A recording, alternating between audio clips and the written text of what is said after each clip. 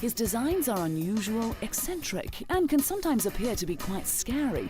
And it's all thanks to the creative mind of British fashion designer Gareth Pugh.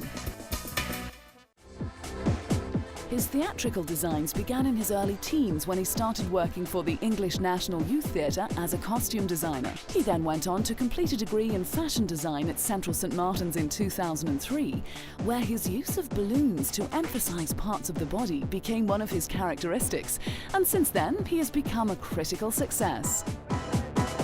Anna Wintour, the editor-in-chief of American Vogue, is an avid supporter of Pugh's extraordinary designs, and he's been described as the latest addition to a long tradition of fashion as performance art, joining with other unconventional designers such as Alexander McQueen, John Galliano and Vivienne Westwood. Britain's always been that place where people to look to for something creative, and it's still very much kind of a hotbed of creative talent.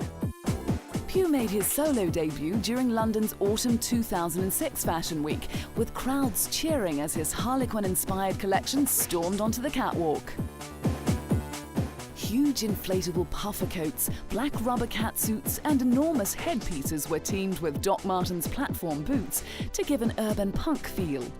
Models sported poodle-inspired hairstyles and austere white makeup, making the collection at times both androgynous and macabre. Since shooting to fame, he has come to be considered one of London's proudest achievers. His Spring-Summer 2007 collection unravelled like a forbidden but delicious addiction. A white fabric layer on the catwalk in the Natural History Museum became an unusual and possibly quite dangerous wind tunnel as the models appeared in more of his extravagant designs.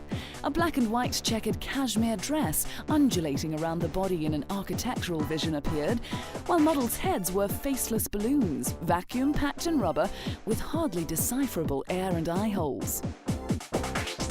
Mini dresses of PVC and perspex patchworks of black and white or metal mesh shifted over rubber body stockings of black, silver or white, and came under variations of the suffocating gimp masks, some decorated with gothic silver swirls, others with glittering harlequin patterns and bunched up rubber disfigurements. Pugh's signature coats, as full of air as the catwalk itself, came in silver and black checked foil, and above their puffed collars, the nightmare masks had ponytails standing erect like Spartan battle dress.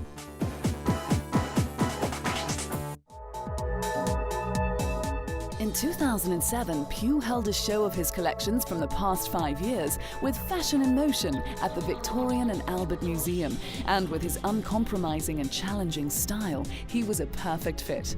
For this collection, he combined luxury fabrics such as cashmere, fur and leather with edgy materials including rubber and human hair to create a fantasy of exaggerated silhouettes and textures.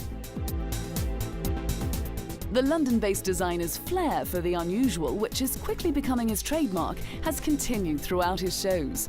He has included gothic looks with leather patchworks and long straps of cloth, mini skirts, torn trousers and long coats, plus furs and silver chains. He has even gone as far as basing his show on The Wizard of Oz, but giving Dorothy a hard and threatening edge. He dressed models in armour-like dresses and angular tutus with ghost white faces and blue lips, and has presented a monochromatic black and white display of armour-like designs that echo Hamlet, Ophelia and Elizabeth I. Famed for his edgy, eccentric, modernist style and sense of adventure, Gareth Pugh's futuristic approach to fashion has ignited a renewed international interest in the London fashion scene. And although no one knows what's in store for this young designer, one thing's certain, he's a genius and he's sure to surprise.